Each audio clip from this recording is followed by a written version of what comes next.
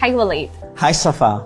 You know, learning English has opened a lot of doors for me. It's actually been a blessing. Now I can read English novels, which is a piece of cake for me.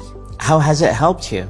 It's amazing how learning English can help us break the ice with the new people. Have you made a new friend through your hobby? Yes, Safa.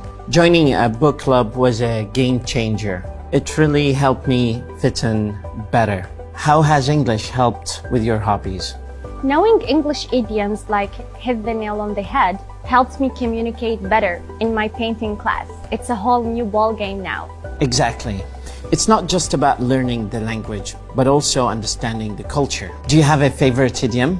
I love hit the books. It means to study hard, and it's something I do often. What about you? I like the ball is in your court. It means it's your decision to make. Learning these idioms makes conversations more engaging and fun. Agreed. See you at our next English lesson.